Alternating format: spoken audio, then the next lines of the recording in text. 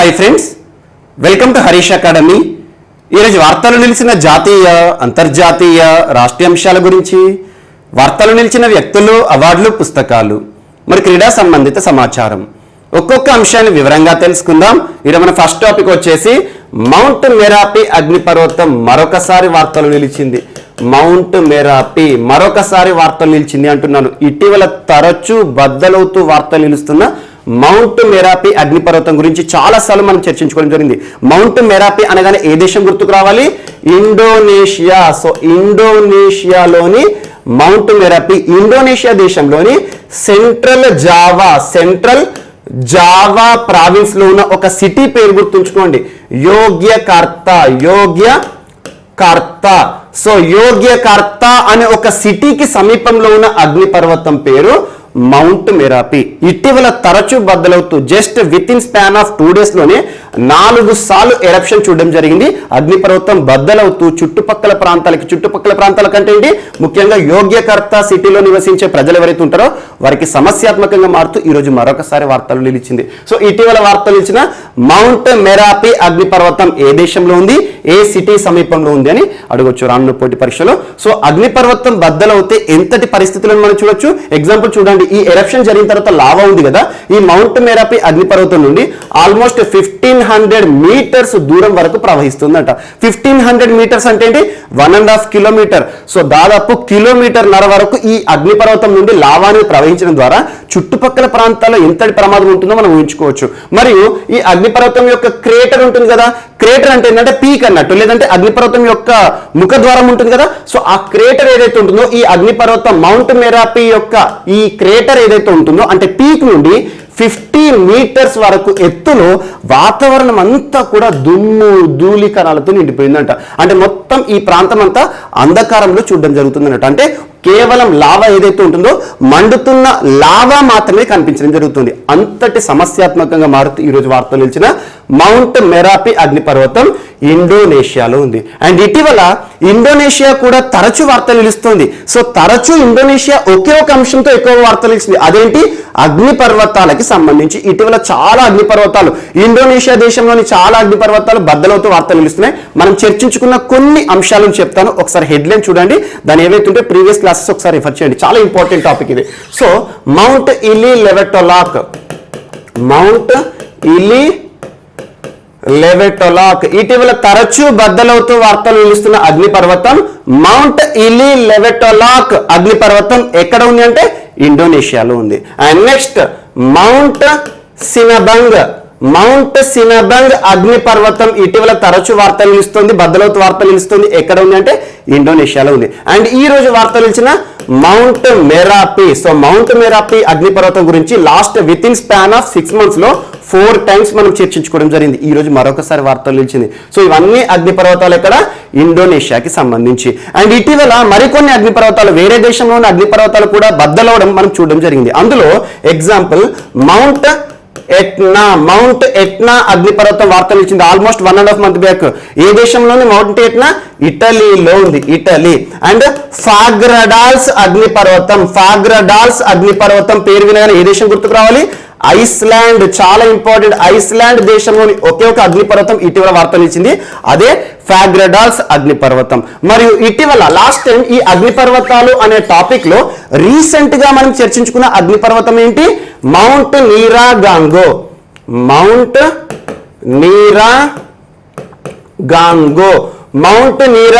Last time వార్తలు ఇచ్చింది. Almost 20 సంవత్సరాల తర్వాత బద్దలై వార్తలు ఇచ్చింది. ఆల్మోస్ట్ 2002 సంవత్సరంలో బద్దలైంది అంటే మరొకసారి 2021 సంవత్సరం, ఈ సంవత్సరంలో లాస్ట్ మంత్ లో బద్దలవడం ద్వారా మనం చర్చించుకోవడం జరిగింది. సో మౌంట్ నీరాగాంగో అనగానే ఏ దేశం గుర్తుకు రావాలి? Congo republic. చాలా ఇంపార్టెంట్. ఇలా తరచూ ఏదో ఒక అగ్నిపర్వతం బద్దలవుతూ వార్తలు నిలుస్తుంది. అగ్నిపర్వతాల విషయానికి వస్తే మీరు జాగ్రఫీలో పసిఫిక్ రింగ్ ఆఫ్ ఫైర్ గురించి చూడండి. So Pacific ring of fire లో ఏ ప్రాంతాలు ఉన్నాయి, ఏ అగ్నిపర్వతాలు ఉన్నాయో అవే ఎక్కువగా యాక్టివ్ వాల్కనోస్ గా మనం చూడడం జరుగుతుంది. పసిఫిక్ రింగ్ ఆఫ్ ఫైర్ లోని ఒక దేశము ఇండోనేషియా అనగానే ద్వీపాల సమూహం, ఆర్కిపెలాగో. ద్వీపాల సమూహాన్ని మనం ఏమంటాం? గ్రూప్ ఆఫ్ ఐలాండ్స్ ని ఆర్కిపెలాగో అంటాం. సో అలాంటి ఇండోనేషియాలోని చాలా ద్వీపాలు ఇప్పటి వరకు చాలా అగ్నిపర్వతాలు ఉన్నాయి. ముఖ్యంగా ఇండోనేషియాకి సంబంధించి అగ్నిపర్వతాలు ఎందుకు వార్తలు ఇస్తాయంటే పసిఫిక్ రింగ్ ఆఫ్ ఫైర్ లో ఉన్న ఒక దేశము Indonesia. Pacific ring of fire లో ఉన్న ప్రాంతాలన్నిటి కూడా ఒకసారి లొకేషన్ చూడండి. ఆ ప్రాంతాల్లో ఎక్కువగా భూకంప సంబంధిత సమస్యలను మనం చూస్తాం. అగ్నిపర్వతాలు బద్దలవుతూ కానివ్వండి, సునామీ సంబంధిత ప్రమాదాలను చూడడం జరుగుతుంది. సో ఇదంతా కూడా ఇటీవల వార్తలు ఇచ్చిన అగ్నిపర్వతాలు అండ్ వార్తలు ఇస్తున్న ప్రాంతాల పైన కూడా ప్రత్యేక శ్రద్ధ చూడండి. ఎగ్జాంపుల్ ఇండోనేషియాకు సంబంధించి ఇటీవల మనకు సులవేసి ఐలాండ్ వార్తలు ఇచ్చింది. సులవేసి ఐలాండ్ ఎందుకు వార్తలు ఇచ్చింది? 2 అంశాలతో వార్తలు ఇచ్చింది. ఒకటి, ఇటీవల తీవ్ర భూకంపం సంభవించింది సులవేసి ఐలాండ్ లో, కొన్ని వందల మంది ప్రాణాలు కోల్పోవడం జరిగింది. అలాంటి సులవేసి ఎక్కడ ఉంది? ఇండోనేషియాలో ఉంది. మరియు ఇటీవల సులవేసి ఐలాండ్ మరొక అంశంతో కూడా వార్తలు ఇచ్చింది. ప్రపంచంలోనే అత్యంత చారిత్రాత్మక కళ, ముఖ్యంగా ఒక ఆర్ట్ పెయింటింగ్ బయటపడింది. పంది బొమ్మను చూపించాను మీకు. ఇటీవల ఈ క్లైమాటిక్ డిఫరెన్స్ ఏవైతే ఉంటాయో, వాతావరణ మార్పు కారణంగా ఆ ఆర్ట్ కూడా చెరిగిపోవడం జరుగుతుంది. సో అలా సులవేసి ఐలాండ్ ఇటీవల భూకంప సంబంధిత అంశంతో వార్తలు ఇచ్చింది. ప్రపంచంలోనే అతి పురాతన పెయింటింగ్ సంబంధిత అంశంతో వార్తలు ఇచ్చింది. ఇవన్నీ కూడా లింక్ చేసుకొని చదవండి. జాగ్రఫీ పాయింట్ ఆఫ్ వ్యూలో ప్లేసెస్ పైన ప్రత్యేక ప్రశ్న అడుగుతారు. ఆ ప్లేసెస్ ఏంటి? ప్రపంచంలోని అన్ని ప్లేసెస్ అవసరం లేదు.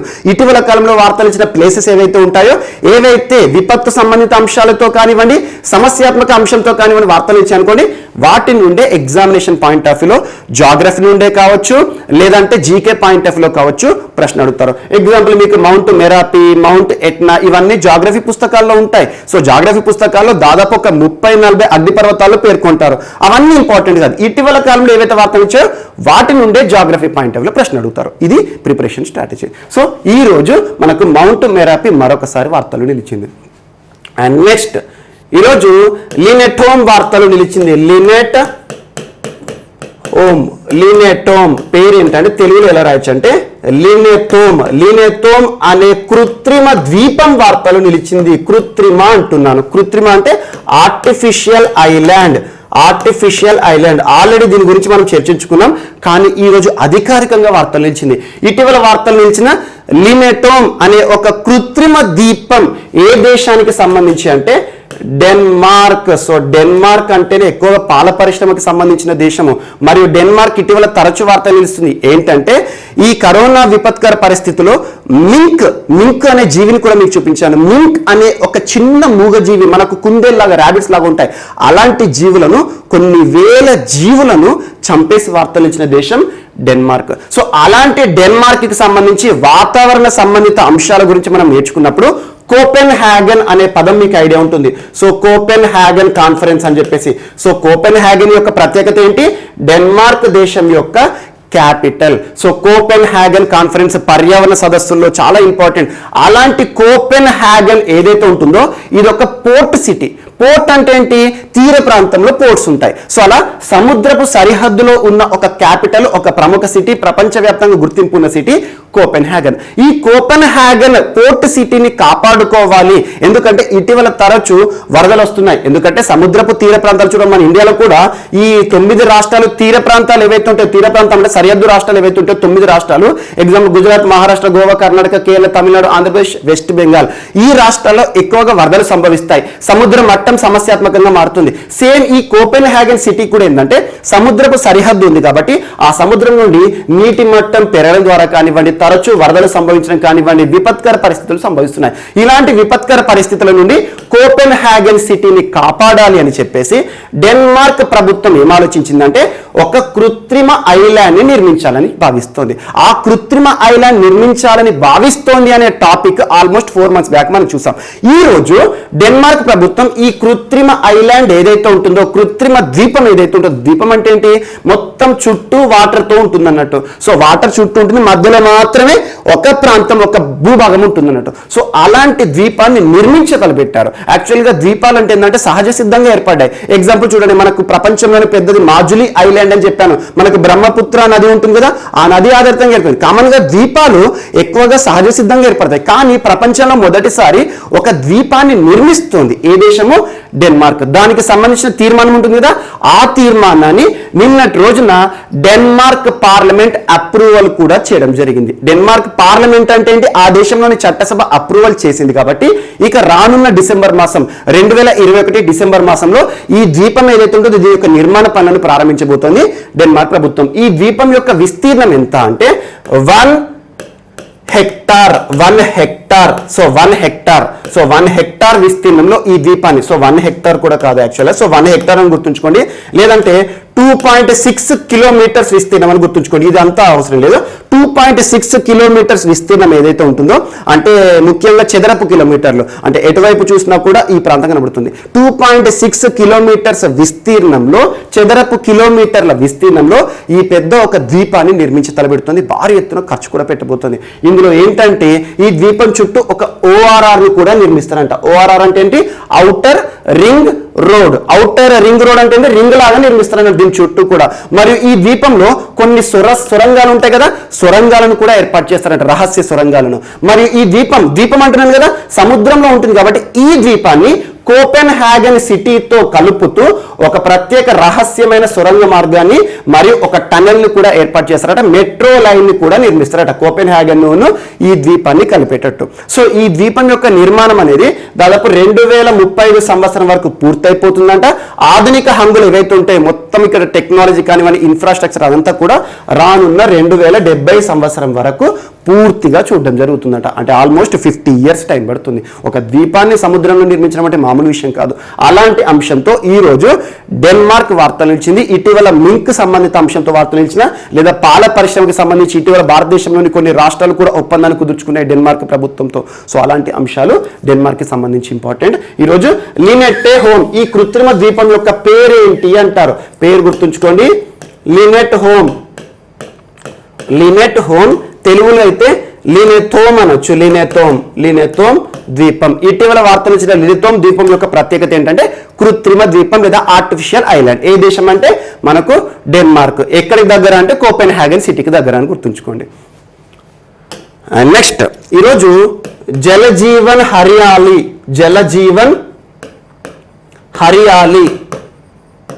అనే ప్రోగ్రాం వార్తలు ఇచ్చింది. జలజీవన్ హరియాలి అనే ప్రోగ్రాం ఇటీవల వార్తలు ఇచ్చింది. ఏ రాష్ట్ర ప్రభుత్వం ప్రారంభించింది అంటే, సో ఎవరితను? నితీష్ కుమార్ గారు. ఏ రాష్ట్ర ప్రస్తుత ముఖ్యమంత్రి? బీహార్ రాష్ట్ర ముఖ్యమంత్రి. చాలా ఇంపార్టెంట్. తను ప్రస్తుతం ఎమ్మెల్సీ. లాస్ట్ గడిచిన 30 ఏళ్ల నుండి తను ప్రత్యక్ష ఎన్నికల్లో పోటీ చేయట్లేదు. ఎమ్మెల్సీ ఏదైతే ఉంటుందో రాష్ట్రంలో బైకామరలిజం ఉంటుంది కదా, ద్విసభ విధానం ఉన్న రాష్ట్రాల్లో ఎమ్మెల్సీ సభ అనేది చాలా ఇంపార్టెంట్. అలాంటి ఎమ్మెల్సీ సభ నుండి ఎన్నికవుతూ వస్తున్నాడు. సో అలాంటి నితీష్ కుమార్ గారు ప్రస్తుతం బీహార్ రాష్ట్రంలో బీజేపీ కూటమి ప్రభుత్వం ఉంది, అంటే ఎన్డీఏ అలయన్స్ ప్రభుత్వం ఉందన్నట్టు. సో బీహార్ రాష్ట్ర ముఖ్యమంత్రి నితీష్ కుమార్ గారు జల్ జీవన్ హరియాలి అనే ఒక ప్రోగ్రామ్ ని ప్రారంభించారు నిన్నటి రోజున. ఈ ప్రోగ్రామ్ యొక్క ప్రత్యేకత ఏంటంటే చెట్లు నాటే కార్యక్రమం. ఇంకొక అంశాన్ని గుర్తుంచుకోండి. ఇక మీదట ఇప్పటి నుండి నెక్స్ట్ ఆగస్టు సెప్టెంబర్ మాసం వరకు తరచూ చెట్లు నాటే కార్యక్రమాల గురించి మనం చర్చించుకోవడం జరుగుతుంది. ఎందుకంటే ఈ మాన్సూన్ సీజన్ వస్తుంది కదా, వర్షాకాలం వచ్చింది అంటే ప్రతి రాష్ట్ర ప్రభుత్వము మరియు కేంద్ర ప్రభుత్వము చెట్లు నాటే కార్యక్రమాలను ప్రారంభిస్తాయి అన్నట్టు. ఆల్రెడీ చెట్లు నాటే కార్యక్రమాల గురించి ఈ వారంలోనే మనం చర్చించుకున్నాం. అంకుర్ అనే ఒక ప్రోగ్రామ్, చెట్లు నాటే కార్యక్రమం సంబంధిత అంశంతో మధ్యప్రదేశ్ వార్తలు ఇచ్చింది లాస్ట్ 10 days బ్యాక్. మరియు ఇటీవల గర్గర్ ఔషధి యోజన అంటే ఏంటి? సో ఔషధ మొక్కలు ఏవైతే ఉంటాయో, ఆయుర్వేద మొక్కలు ఏవైతే ఉంటాయో, వనమూలికలు ఉంటాయో, అలాంటివి 4 మొక్కలను ప్రతి ఇంటికి కూడా డిస్ట్రిబ్యూట్ చేస్తున్న రాష్ట్రంగా ఇటీవల మనం రాజస్థాన్ రాష్ట్రం గురించి చూసాము. సో అలా ఇటీవల చెట్లు నాటే కార్యక్రమాలు తరచూ వార్తలు ఇస్తున్నాయి. ఈ రోజు అలాంటి జాబితాలోకి జల జీవన్ హరియాలి బీహార్ రాష్ట్రం కూడా చేరడం జరిగింది. ఏం చెప్తుంది రాష్ట్ర ప్రభుత్వం, రాష్ట్ర ముఖ్యమంత్రి ఈ కార్యక్రమాన్ని ప్రారంభిస్తూ అంటే రాష్ట్రంలో 5 కోట్ల మొక్కలు నాటాలి. ఈ 5 కోట్ల మొక్కలు ఎక్కడ? ఫారెస్ట్ ప్రాంతంలో కావచ్చు, సిటీ ఏదైతే ఉంటుందో రోడ్ సైడ్ ప్రాంతంలో కావచ్చు, లేదా గ్రామీణ ప్రాంతాల్లో డిస్ట్రిబ్యూషన్ చేయడం జరుగుతుంది. ఒక ప్రాంతంలో 1 కోటి మొక్కలు అని, అంటే గ్రామీణ ప్రాంతాల్లో 1 కోటి మొక్కలు అని. సో హాస్పిటల్ ఏరియాస్, ప్రభుత్వ కార్యాలయాలు ఉంటాయి కదా, అక్కడ కూడా మొక్కలు నాటాలని చెప్పేసి చెప్పడం జరుగుతుంది. సో అలా 5 కోట్ల మొక్కలను టార్గెట్ చేయడం జరిగింది. ఇప్పటికే బీహార్ రాష్ట్ర అటవీ శాఖ దాదాపు 5.5 కోట్ల మొక్కలను ప్రిపేర్ కూడా చేయడం జరిగింది. అంటే వీటిని నర్సరీలో పెంచుతున్నారు. ఆ మొక్కలన్నిటి కూడా డిస్ట్రిబ్యూట్ చేసే కార్యక్రమం జల జీవన్ హరియాలి, చెట్లు నాటే కార్యక్రమం. జస్ట్ గుర్తుంచుకోండి, ఏ రాష్ట్రానికి సంబంధించైనా లేదా కేంద్ర ప్రభుత్వమైనా కూడా చెట్లు నాటే కార్యక్రమంతో వార్తలు ఇచ్చిందంటే రాజ్యాంగంలోని ఒక ఆర్టికల్ మనకు గుర్తుకు రావాలి. ఆర్టికల్ 48A చాలా ఇంపార్టెంట్, తరచూ చెప్తున్నాను.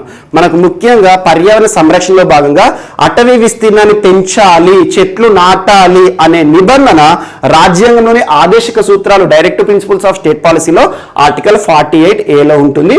సో ఆర్టికల్ 48Aలో పొందుపరచబడిన ఆ అంశం ఏదైతే ఉంటుందో దాన్ని ఇతివృత్తంగా చేసుకొని ప్రతి రాష్ట్ర ప్రభుత్వం, కేంద్ర ప్రభుత్వం చెట్లు నాటే కార్యక్రమాలను ప్రారంభిస్తుంది. ఎగ్జాంపుల్, ఇటీవల వార్తలు జల్ జీవన్ హరియాలి కావచ్చు, అంకుర్ ప్రోగ్రామే కావచ్చు, తెలంగాణలో అమలవుతున్న ఎగ్జాంపుల్ మనకు హరితహారమే కావచ్చు, మరి ఇటీవల గర్గర్ ఔషధి యోజన కావచ్చు. చెట్లు నాటే కార్యక్రమం అంటేనే ఆర్టికల్ 48A గుర్తుకు రావాలి. చాలా ఇంపార్టెంట్. ఈరోజు బీహార్ రాష్ట్రానికి సంబంధించి వార్తలు నిలిచింది. అండ్ ఇటీవల బీహార్ రాష్ట్రం తరచూ వార్తలు నిలుస్తుంది. ముఖ్యంగా పక్షుల సంరక్షణకి సంబంధించి కానివచ్చు, దేశంలోనే మొట్టమొదటి రాష్ట్రంగా బీహార్ రాష్ట్రాన్ని ఇటీవల చూసాం. Ethanol policy. సో ఇథనాల్ సంబంధించి ఒక ప్రత్యేక విధానాన్ని ప్రారంభించింది బీహార్ రాష్ట్రం. మరి భారతదేశంలోని మొట్టమొదటి రాష్ట్రం బీహార్. ఇటీవల వార్తలు ఇచ్చింది దేనికి సంబంధించి మొట్టమొదటిది. సో బీహార్ రాష్ట్రం UNEPతో ఒప్పందం కుదుర్చుకొని యునైటెడ్ నేషన్స్ ఎన్విరాన్మెంట్ ప్రోగ్రామ్ 1972లో ఏర్పాటైంది. నైరోబీ, కెన్యాలో ప్రధాన కార్యాలయం పనిచేస్తుంది. ఐక్యరాజ్య సమితి అనుబంధ సంస్థ. ఈ UNEP ఆధ్వర్యంలోనే నిన్నటి ప్రముఖ దినోత్సవం నిర్వహణ జరిగింది. అదేంటి?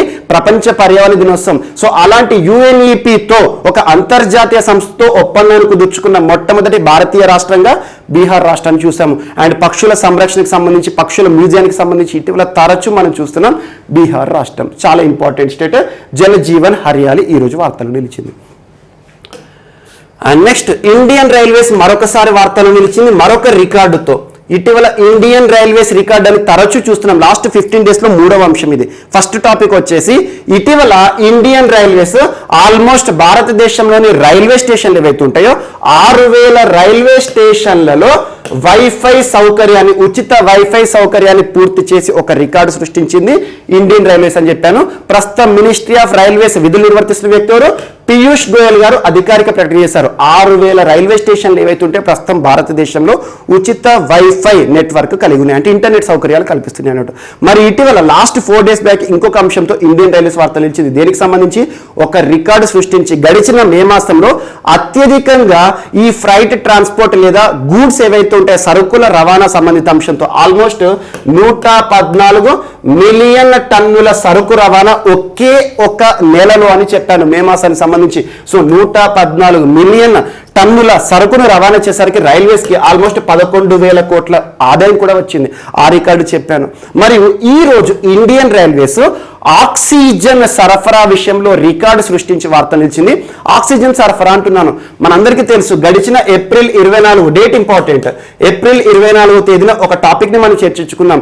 భారతదేశంలో ఆక్సిజన్ ఎక్స్ప్రెస్ పేరుతో ఇండియన్ రైల్వేస్ ప్రత్యేకమైన కృషి చేస్తుంది అని చెప్పేసి. ఆక్సిజన్ ఎక్స్ప్రెస్ అంటే ఈ కరోనా సెకండ్ వేవ్ కారణంగా ప్రపంచమంతా మనల్ని చూస్తుంది. తీవ్రమైన ఆక్సిజన్ కొరతను మనం ఎదుర్కొన్నాం. అందుకే చూడండి ఎక్కడ చూసినా ఆక్సిజన్ ప్లాంట్లను ఏర్పాటు చేసే ప్రముఖులు రావడం జరుగుతుంది. ఆక్సిజన్ కాన్సన్ట్రేటర్లకు సంబంధించి కానివ్వండి, ఆక్సిజన్ అవసరాల కోసం మనం ఇటీవల మనకు ముఖ్యంగా సముద్ర సేతు కార్యక్రమాన్ని కూడా సెకండ్ వర్షన్ గా ప్రారంభించడం జరిగింది. ఇలా ఆక్సిజన్ అవసరాలు తీర్చుకోవడం కోసం చాలా అంశాలు మనం చూసాం. అందులో ఇండియన్ రైల్వే ఆక్సిజన్ ఎక్స్ప్రెస్ ప్రారంభించింది. ఈ ఆక్సిజన్ ఎక్స్ప్రెస్ అంటే ముఖ్యంగా ఈ ఓపెన్ వ్యాగన్స్ ఉంటాయి కదా. వ్యాగన్స్ అంటే ఏంటి? మనకు ట్రైన్ ఉంటుంది కదా, మనకు ట్రైన్ ఏదైతే ఉంటుందో ఆ వెనుక బోగీలు ఉంటాయి కదా, ప్యాసింజర్ అయితే బోగీలు ఉంటాయి అన్నట్టు. సో ఇలాంటివి ఏవైతే ఉంటాయో ఒక వెహికల్ ట్రాన్స్పోర్ట్ చేయడానికి కానివ్వండి, వాటికి వ్యాగన్స్ ఫ్లాట్ గా ఉంటాయి అన్నట్టు. ఈ ఫ్లాట్ వ్యాగన్స్ పైన ఈ ఆక్సిజన్ మోసుకుపోయే ట్యాంకర్లు ఉంటాయి కదా, ఆ ట్యాంకర్లు ఏవైతే ఉంటాయో ట్యాంకర్ల ద్వారా ఒక ప్రాంతం నుండి ఒక ప్రాంతానికి దేశంలోని 15 రాష్ట్రాలు మరియు కేంద్ర పాలిత ప్రాంతాల్లో ఆల్మోస్ట్ మోర్ దాన్ 20 సిటీస్ కి ఈ ఏవైతే ఉంటాయో ఈ ఆక్సిజన్ సరఫరా కానివ్వండి చేయడం జరుగుతుంది. మోర్ దాన్ 20 సిటీస్ కాదు, ఆల్మోస్ట్ మోర్ దాన్ 50 సిటీస్ కి, దాదాపు భారతదేశంలోని ప్రముఖ నగరాలు ఏవైతే ఉంటాయో ఆ నగరాలకు ఆక్సిజన్ మోసుకుపోయే ట్యాంకర్లను సరఫరా చేసింది ఇండియన్ రైల్వేస్. వీటిని ఏమని చెప్పాను? రో ఎక్స్ప్రెస్. రో అంటే ఏంటి?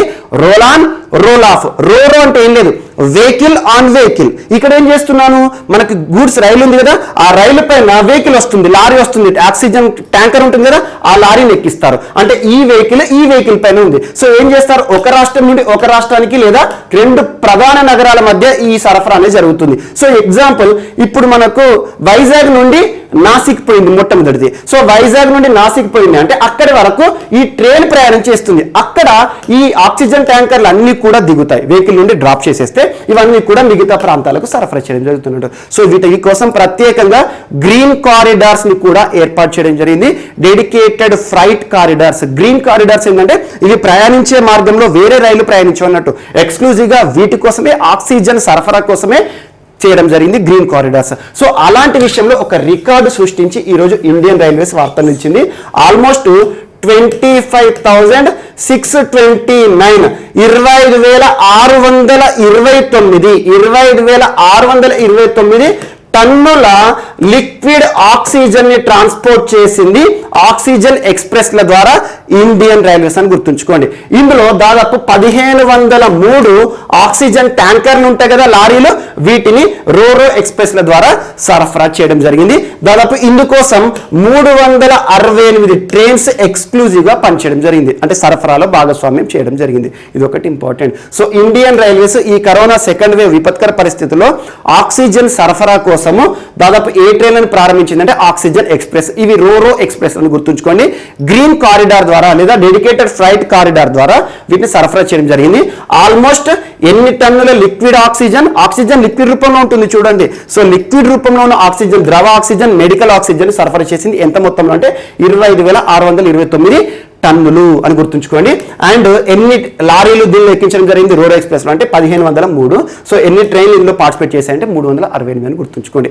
ఏప్రిల్ 24న ఆక్సిజన్ ఎక్స్ప్రెస్ లో అనే కార్యక్రమాన్ని ప్రారంభించింది భారత ప్రభుత్వం. ఈ రోజు ఈ గణాంకాలను విడుదల చేసింది. ఇది ఒకటి ఇంపార్టెంట్. ప్రస్తుతం ministry of railways Piyush Goyal గారు, అండ్ పీయూష్ గోయల్ గారు ఇంకొక మంత్రిత్వ శాఖ ఇటీవల తరచూ వార్తలు ఇస్తున్న అపెడా అనే సంస్థ చెప్పాను కదా, అపెడా సంస్థ ఏ మంత్రిత్వ శాఖ అదుపు పనిచేస్తుంది, మినిస్ట్రీ ఆఫ్ కామర్స్ వాణిజ్య శాఖ మంత్రిగా కూడా విధులు నిర్వర్తిస్తున్నారు.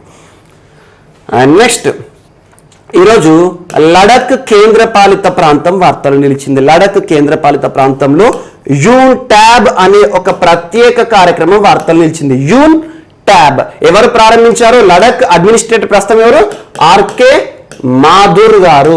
ఆర్కే మాథుర్ అడ్మినిస్ట్రేటర్ అంటున్నాను.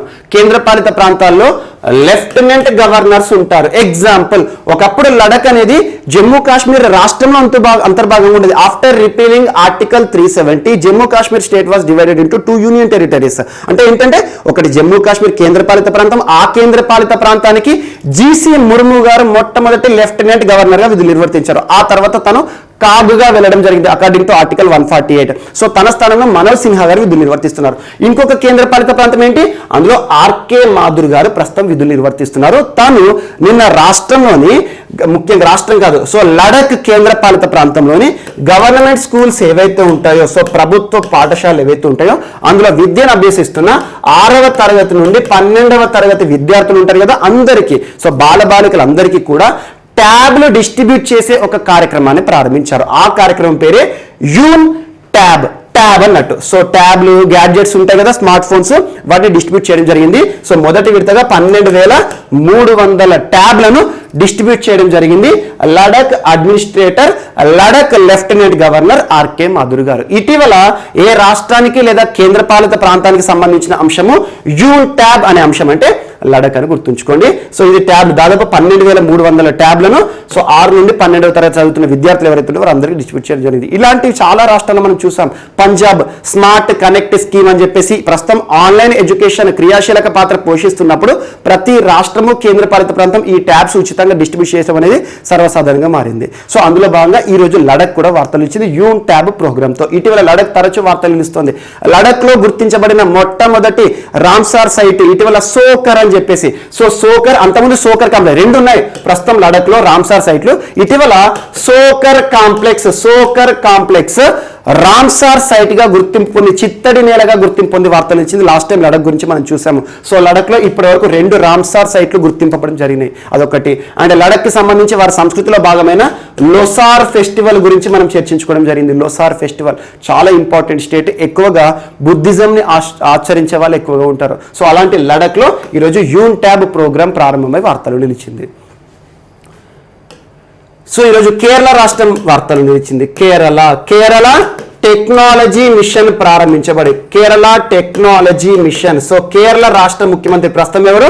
ఇటీవల ముఖ్యమంత్రిగా మరొకసారి ప్రమాణ స్వీకారం చేసి వార్తలు నిలిచారు పినరై విజయన్ గారు. పినరై విజయన్. సో కమ్యూనిస్టుల కంచుకోట కేరళ రాష్ట్రం. ప్రపంచంలోనే మొట్టమొదటి కమ్యూనిస్టు ప్రభుత్వం, ప్రజాస్వామ్య ప్రభుత్వం ఎక్కడ ఏర్పాటైందంటే కేరళలో ఏర్పాటైంది. అలాంటి కేరళలో ప్రస్తుతం పినరై విజయన్ గారు ఎల్డీఎఫ్ కూటమి నాయకుడు ముఖ్యమంత్రిగా మరొకసారి ఎన్నికయ్యారు. ఇటీవల ప్రమాణ స్వీకార కార్యక్రమం చూసాము. ఆ తర్వాత కేరళ రాష్ట్రంలో బెల్ ఆఫ్ ఫెయిత్ అనే వృద్ధులకి సంబంధించిన కార్యక్రమాన్ని కూడా మీకు చెప్పాను. బెల్ ఆఫ్ ఫెయిత్ వృద్ధులకి సంబంధించి, ఒంటరి వృద్ధులు ఎవరైతే ఉంటారో గ్రామీణ ప్రాంతాల్లో నివసించేవారో వారికి సంరక్షణ కోసం చెప్పాను.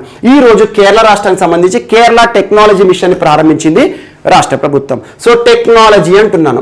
ముఖ్యంగా కేరళ రాష్ట్రంలోని యువత ఎవరైతే ఉంటారో యువతకి నైపుణ్యాన్ని కలిగించడం. నైపుణ్యం అంటే స్కిల్ డెవలప్మెంట్ ఇవ్వాలన్నట్టు. స్కిల్ డెవలప్మెంట్ అంటే వారికి కావాల్సిన కంప్యూటర్ ప్రోగ్రామ్సే కావచ్చు, డేటా సైన్సెస్ లేదా ఆర్టిఫిషియల్ ఇంటెలిజెన్స్, ఇలాంటి టెక్నాలజీ సంబంధిత అంశాల పట్ల రాష్ట్రంలోని యువతకు నైపుణ్య శిక్షణను ఇస్తుంది ప్రభుత్వం పూర్తి ఉచితంగా. మరియు ఎవరైతే ఆల్రెడీ నైపుణ్యం కలిగిన యువత ఉంటారో వారికి ఉపాధి అవకాశాలు కల్పించే కార్యక్రమమే కేరళ టెక్నాలజీ మిషన్. ఇందుకోసం దాదాపు రాష్ట్ర ప్రభుత్వం 300 కోట్ల రూపాయలు కేటాయించడం జరిగింది. సో ఇటీవల కేరళ టెక్నాలజీ మిషన్ యొక్క ఉద్దేశం ఏంటంటే రాష్ట్రంలోని యువతకు నైపుణ్యాన్ని కలిగించాలి. ఒకవేళ ఆల్రెడీ ఎగ్జిస్టింగ్ స్కిల్డ్ పర్సన్స్ ఎవరైతే ఉన్నారో వారికి ఉపాధి అవకాశాలను కల్పించే ప్రత్యేక కార్యక్రమమే కేరళ టెక్నాలజీ మిషన్. ఇటీవల కేరళ రాష్ట్రం తరచు వార్తలు నిలుస్తుంది. దేశంలోనే మొట్టమొదటి రాష్ట్రంగా తరచు మనం చూస్తున్నాం. ఎగ్జాంపుల్, ఇటీవల దేశంలోనే మొట్టమొదటి సోలార్ ట్రైన్ సంబంధిత అంశంతో వార్తలు నిలిచింది, నమత బసై. సో ఇక్కడ టెక్నాలజీ సంబంధిత విషయం పక్క పెడితే కేరళ రాష్ట్రంలోని గిరిజనులు ఎవరైతే ఉంటారో గిరిజనుల భాషలోనే, ఒక్కొక్క ఒక్కొక్క భాష ఉంటుంది, ప్రత్యేక భాష, ప్రత్యేక సంస్కృతి ఉంటుంది. సో గిరిజనుల భాషలోనే విద్యను అందించే ప్రత్యేక కార్యక్రమం నమత్ బసై ప్రోగ్రాంతో వార్తలు నిలిచింది. మరియు కేరళ రాష్ట్రంలో వన్యప్రాణి సంరక్షణలో భాగంగా పాములు పట్టేవారు ఉంటారు కదా, snake catchers. So snake catchers కూడా ప్రత్యేక శిక్షణా కేంద్రాలు ప్రారంభించింది రాష్ట్ర ప్రభుత్వం. మరియు బెల్ ఆఫ్ ఫెయిత్, బెల్ అనే పదం వినిపిస్తే కేరళ గుర్తుకు రావాలి. First bell KITE Victers. ప్రస్తుతం కేరళ రాష్ట్రంలో ఆన్లైన్ ఎడ్యుకేషన్ సంబంధించి ఫస్ట్ బెల్ అనే ప్రోగ్రామ్ ద్వారా ఆన్లైన్ ఎడ్యుకేషన్ ఇవ్వడం జరుగుతుంది, కైట్ విక్టర్స్ అనే ఛానల్ ద్వారా కూడా. ఇవన్నీ కూడా కేరళ రాష్ట్రానికి సంబంధించి. కేరళ అనగానే జాగ్రఫీ పరంగా చూస్తే మోనజైట్ శాండ్ రూపంలో ఉంటుంది. థోరియం నిల్వలు అధికంగా కలిగిన ప్రాంతం ఏదంటే మనకు కేరళ. మరియు చరిత్రలో చూస్తే సైలెంట్ వ్యాలీ ఉద్యమం కానివచ్చు, చాలా వరకు కేరళ అనేది అద్భుతమైన ప్రాంతము. ఇటీవల జిఎస్టీ పై సెస్ విధిస్తున్న ఏకైక మొట్టమొదటి రాష్ట్రంగా కూడా కేరళ రాష్ట్రం వార్తలు ఇచ్చింది. జిఎస్టీ పైన సెస్. సో సెస్ అంటే ఏంటి, ట్యాక్స్ అంటే ఏంటి, ఆక్ట్రై, ఇవన్నీ కూడా ఖచ్చితంగా చూసుకోండి. సో ఈరోజు కేరళ టెక్నాలజీ మిషన్ వార్తలు నిలిచింది. అండ్ నెక్స్ట్,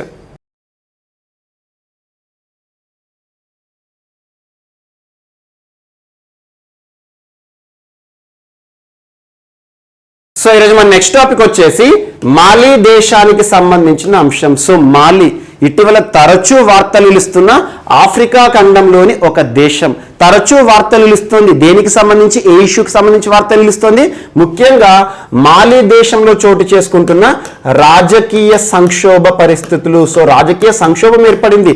ఆల్మోస్ట్ ఒక 1 వీక్ బ్యాక్ మీకు చెప్పాను. మాలి దేశంలో ప్రస్తుతం తాత్కాలిక అధ్యక్షులుగా వార్తలు ఇచ్చిన పర్సన్ పేరేమని చెప్పాను? అసిమి గోయిటా. చాలా ఇంపార్టెంట్ పర్సన్. అసిమి గోయిటా గారు ప్రస్తుతం మాలి దేశంలో తాత్కాలిక అధ్యక్షులుగా, దేశాధ్యక్షులుగా విధులు నిర్వర్తిస్తున్నారు. ఎవరి స్థానంలో అయితే నచ్చాడు? బాడా అని గుర్తుంచుకోండి. బాండా అనే ఒక పర్సన్ మాలి దేశ అధ్యక్షుడు ఎవరైతే ఉన్నారో బాండాని, మరియు మాలి దేశంలో ఇప్పటి వరకు ప్రధానిగా విధులు నిర్వర్తిస్తున్న పర్సన్ పేరు, తను కూడా ఇటీవల వార్తలు ఇచ్చారు, మాక్టార్ ఔనే. 3 టైమ్స్ మనం చర్చించుకున్నాం ఇతని గురించి. మాక్టార్ ఔనే. మరియు మాలి దేశంలో రక్షణ శాఖ మంత్రి, మినిస్ట్రీ ఆఫ్ డిఫెన్స్ సంబంధించి డానియల్ సిస్సు.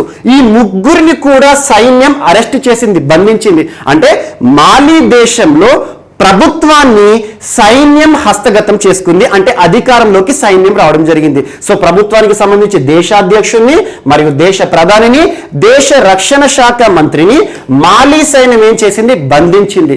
వారి చేతుల్లో నుండి అధికారాన్ని సైన్యం హస్తగతం చేసుకోవడం జరిగింది. సేమ్ మయన్మార్ లో ఏదైతే జరిగిందో అదే మాలీ దేశంలో కూడా జరిగింది. అలా సైన్యం చేసిన చర్య ఏదైతే ఉంటుందో ఈ చర్యలో కీలక పాత్ర పోషించిన అసిమి గోయిటా ఎవరైతే ఉన్నారో ప్రస్తుతం మాలీ దేశంలో అధికారాన్ని హస్తగతం చేసుకున్నారని గుర్తుంచుకోవడం జరిగింది. ఇటీవల తరచూ మనం చూస్తున్నాం. సో ఇలాంటి మాలీ దేశము లాస్ట్ 8 months నుండి, గడిచిన 8 నెలల నుండి తరచూ వార్తలు నిలుస్తుంది. ఎప్పటి నుండి? లాస్ట్ అధ్యక్షుడు 8 నెలల కింద మనం చర్చించుకున్నాం. ఆ పర్సన్ పేరేంటి? మనకి ఇబ్రహీం బూబకర్ కీతా. ఇబ్రహీం బూబకర్ కీతా ఒకప్పుడు మాలీ దేశంలో అధ్యక్షుడిగా విధులు నిర్వర్తించారు. ఆ తర్వాత బాండా గారు కానివ్వండి అండ్ ప్రధానిగా మాక్టార్ ఔనే గారు కానివ్వండి, తరచూ ప్రభుత్వంలో ఏదో ఒక సమస్యలు ఏర్పడుతూ మాలీ దేశం వార్తలు నిలుస్తుంది.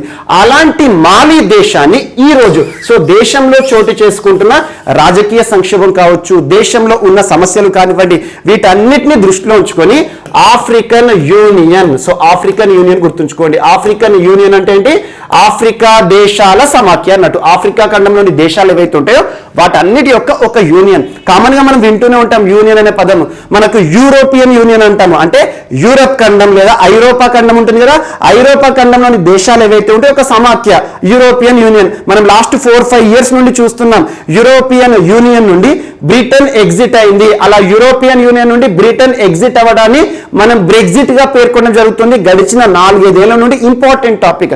ఇక్కడ ఆఫ్రికా ఖండంలోని దేశాలు ఏవైతే ఉంటాయో ఆల్మోస్ట్ ఆఫ్రికన్ యూనియన్ లో 55 దేశాలు ఉన్నాయి. అంటే 55 దేశాల కూటమిని ఆఫ్రికన్ యూనియన్ అంటాం. ఆఫ్రికన్ యూనియన్ ఎప్పటి నుండి రావడం జరిగింది? అసలు ఎప్పుడు ఏర్పడింది అంటే 1999 సిర్టే డిక్లరేషన్. సిర్టే డిక్లరేషన్. సో సిర్టే డిక్లరేషన్, ఈ డిక్లరేషన్ ఒక ఒప్పందం ద్వారా ఆఫ్రికా ఖండంలోని దేశాలన్నీ కూడా ఆల్మోస్ట్ ఆఫ్రికన్ యూనియన్ గా ఏర్పడడం జరిగింది. 2001 నుండి క్రియాశీలక పాత్ర పోషిస్తోంది ఆఫ్రికన్ యూనియన్. దీని యొక్క ప్రధాన కార్యాలయం అడిస్ అబాబా. అడిస్ అబాబా ఎక్కడ ఉంది? ఇథియోపియా అని గుర్తుంచుకోండి. సో ఆఫ్రికన్ యూనియన్ లో 2017లో చివరిసారిగా చేరిన దేశం ఏదంటే మొరాకో.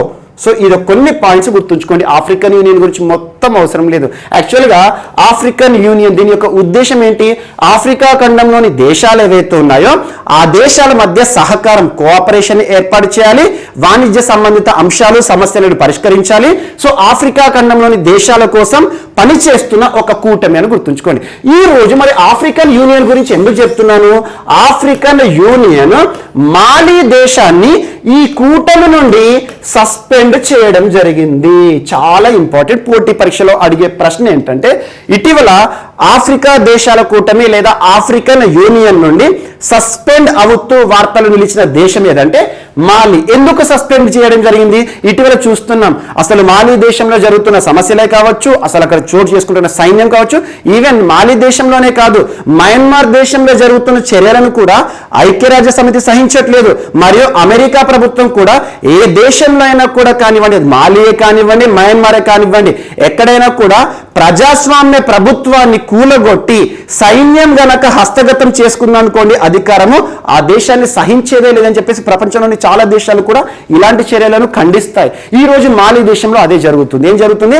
సైన్యం అధికారాన్ని హస్తగతం చేసుకుంది. ఇలాంటి పరిస్థితుల్లో ఆఫ్రికన్ యూనియన్, ఆఫ్రికా దేశాల కూటమి నుండి మాలి దేశాన్ని సస్పెండ్ చేయడం జరిగింది ఆఫ్రికన్ యూనియన్. సో చాలా ఇంపార్టెంట్. అండ్ ఇంకొక కూటమి కూడా గుర్తుంచుకోండి, economic community for western African states.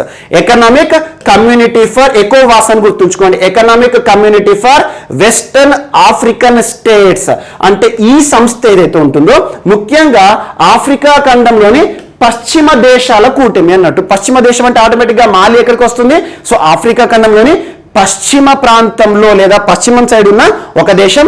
మాలి దేశం యొక్క ప్రత్యేకత ఏంటంటే ఇది land locked nation. Land locked అంటే ఏంటి?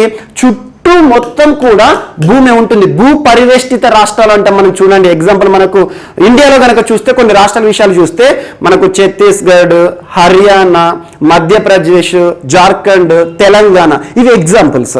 సో భూ పరివేష్టిత రాష్ట్రాలకి ఎగ్జాంపుల్ అన్నట్టు. సో ఇక్కడ దేశాలు ఏదైతే అసలు భూ పరివేష్టిత లేదా ల్యాండ్ లాక్డ్ మీనింగ్ ఏంటంటే, సో ఏదైతే ఒక దేశం కానీ ఒక రాష్ట్రం ఉంటుందో దానికి సరిహద్దుగా మొత్తం కూడా భూమి ఉంటుంది అన్నట్టు. అంటే వివిధ రాష్ట్రాలు కానీ దేశంతో కానివ్వండి సంబంధాన్ని పెట్టుకోవడం జరుగుతుంది. సో ఇప్పుడు ఎగ్జాంపుల్ ఇక్కడ మార్చియానా ఉంది, మార్షేలియా. సో ఇక్కడ ఏమవుతుంది, సముద్రపు సరిహద్దు. సెనగల్ ఉంది, సముద్రపు సరిహద్దు ఉంది. వీటిని భూ పరివేష్టిత దేశాలు అనకూడదు. సో అలా మాలి దేశం భూ పరివేష్టిత దేశం, లేదంటే land locked nation. So western Africa ప్రాంతం, ఆఫ్రికా ఖండంలోని పశ్చిమ ప్రాంతంలో ఉన్న దేశము మాలి.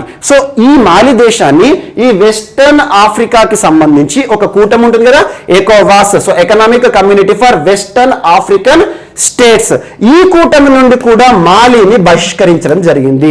సో మాలి 2 కూటమిల నుండి బహిష్కరించడం ద్వారా ఈరోజు వార్తలు ఇచ్చింది. చాలా తీవ్రమైన సమస్యలు ఉంది ప్రస్తుతం మాలి. ఇలాంటి ఒక వివాదాస్పద దేశాన్ని మా కూటమిలో కొనసాగించుకోలేమని చెప్పేసి ఈ 2 దేశాలు కూడా ఈరోజు ప్రకటన చేయడం జరిగింది. ఇది మాలికి సంబంధించి. అండ్ ఇటీవల మాలికి సంబంధించి ఇబ్రహీం బూబకర్ కీతా మనం చూసాము. గడిచిన 8 నెలల కింద నుండి ఇబ్రహీం బూబకర్ కీతా తర్వాత మనకు బాండా గారు, అండ్ ఇటీవలే ప్రధానిగా ఫుల్ టైం ప్రధానిగా వార్తలు ఇచ్చిన మాక్టార్ ఔనే గారు కానివ్వండి, అండ్ అస్మి గోయితా ప్రస్తుతం మాలి దేశంలో తాత్కాలిక దేశాధ్యక్షులుగా విధులు నిర్వర్తిస్తున్నారు. చాలా ఇంపార్టెంట్ పర్సన్. అండ్ నెక్స్ట్ ఈరోజు నేషనల్ గ్రీన్ ట్రిబ్యునల్, జాతీయ హరిత ట్రిబ్యునల్. నేషనల్ గ్రీన్ ట్రిబ్యునల్ అనగానే ఏ సంవత్సరం గుర్తుకు రావాలి? 2010 సంవత్సరం. భారతదేశంలో నేషనల్ గ్రీన్ ట్రిబ్యునల్ అనున్నది ఒక రాజ్యాంగబద్ధ సంస్థన, ఒక చట్టబద్ధ సంస్థన, రాజ్యాంగేతర సంస్థన? ఇలాంటి ప్రశ్నలు అడుగుతారు పోటీ పరీక్షల్లో. ఇది చట్టబద్ధ సంస్థ, స్టాచ్యుటరీ బాడీ, స్టాచ్యుటరీ లేదా చట్టబద్ధ సంస్థ. చట్టబద్ధ సంస్థ అంటే ఏంటి? ఒక చట్టాన్ని అనుసరించి ఒక సంస్థ ఏర్పాటైంది అనుకోండి భారతదేశంలో, దాన్ని స్టాచ్యుటరీ బాడీ లేదా చట్టబద్ధ సంస్థ అంటాం. అంటే ఈ సంస్థ ఏర్పాటు కావాలంటే ఒక చట్టం కావాలన్నట్టు. ఏ చట్టాన్ని అనుసరించి భారత ప్రభుత్వం ఈ సంస్థను ఏర్పాటు చేసింది? National green tribunal act 2010. అలాంటి చాలా ఎగ్జామ్స్ ఉంటాయి భారతదేశంలో. ఎగ్జాంపుల్ చట్టబద్ధ సంస్థలకు సంబంధించి ఇటీవల వార్తలు నిలిచిన నేషనల్ హ్యూమన్ రైట్స్ కమిషన్ చట్టబద్ధ సంస్థ. అక్టోబర్ 12, 1993 నుండి రావడం జరిగింది. ఏ చట్టం ఆధారంగా? Protection of human rights act. So ఒక చట్టం ఆధారంగా ఒక సంస్థ ఏర్పాటైంది అనుకోండి, దాన్ని చట్టబద్ధ సంస్థ అంటాం. మరి రాజ్యాంగబద్ధ సంస్థ అంటే ఏంటి? ఒక సంస్థకి సంబంధించిన ప్రస్తావన మన రాజ్యాంగంలో ఏదో ఒక నిబంధనలో గనక ఉందనుకోండి, దాన్ని రాజ్యాంగబద్ధ సంస్థ అంటే రాజ్యాంగంలో పేర్కొనబడిన సంస్థ అన్నట్టు. ఎగ్జాంపుల్ ఏంటి?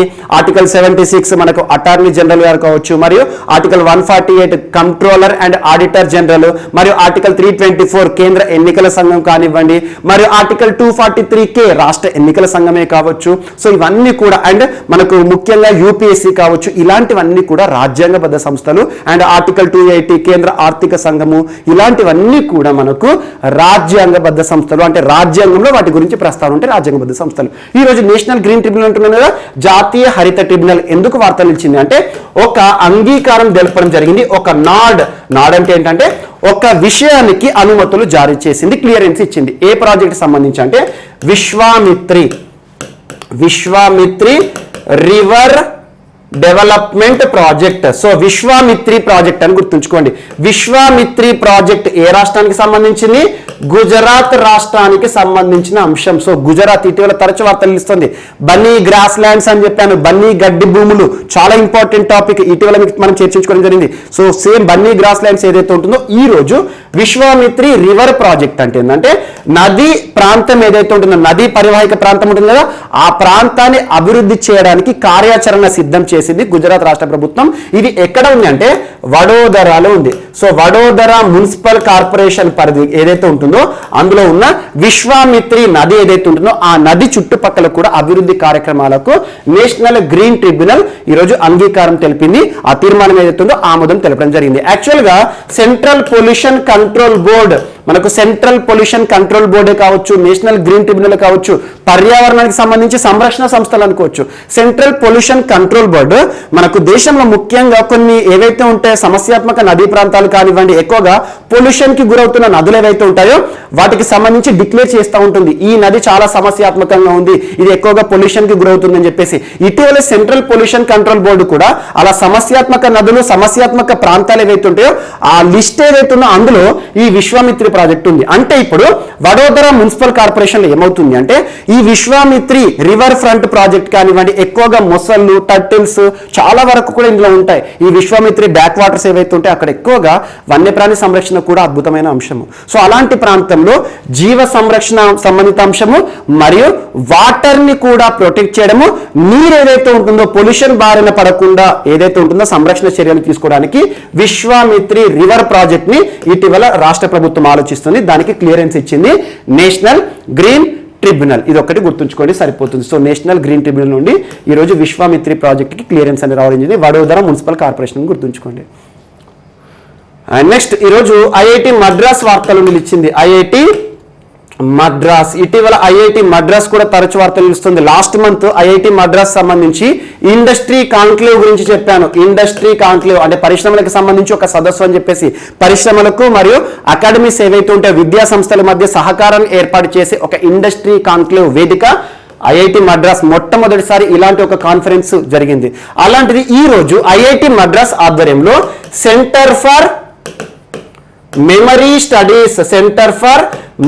స్టడీస్ ఆధ్వర్యంలో ఆసియా ఖండంలోనే మొట్టమొదటిసారి ఒక virtual international memory studies conference జరిగింది. ఇంటర్నేషనల్ మెమరీ స్టడీస్ అంటే మెమరీకి సంబంధించిన ప్రత్యేకమైన ఒక సదస్సుకు ఇటీవల ఆతిథ్యం ఇచ్చి వార్తలు నిలిచిన ప్రముఖ సంస్థ ఏదంటే ఐఐటి మద్రాస్. సో దానికి సంబంధించి సెంటర్ ఫర్ మెమరీ స్టడీస్ ఆధ్వర్యంలో వర్చువల్ గా ఆసియా దేశంలోనే ఒక మెమరీ సమ్మిట్ ఇప్పటివరకు జరగలేదు. అలాంటిది ఒక వర్చువల్ విధానంలో ఈ కరోనా విపత్కర పరిస్థితిలో virtual international memory studies conference ఎక్కడ ఆధ్వర్యంలో జరిగింది? ఐఐటి మద్రాస్ ఆధ్వర్యంలో జరిగింది. సో మెమరీ రిలేటెడ్ ఇష్యూస్ ఏవైతే ఉంటాయో ముఖ్యంగా మేధా పరిజ్ఞానానికి సంబంధించి ఈ సదస్సులో చర్చించుకోవడం జరిగింది. అండ్ మనకు Indian network for memory studies అనే ఒక ప్రత్యేక సంస్థని కూడా ఇందులో లాంచ్ చేయడం జరిగింది. ఇది ఒకటి కూడా ఇంపార్టెంట్. జస్ట్ ఇక్కడ పోటీ పరీక్షలు ఎలా అడుగుతారంటే సెంటర్ ఫర్ మెమరీ స్టడీస్ ఆధ్వర్యంలో ఇటీవల వర్చువల్ విధానంలో ఒక మెమరీ సమ్మిట్ జరిగింది ఆసియా ఖండంలోని మొట్టమొదటిసారి.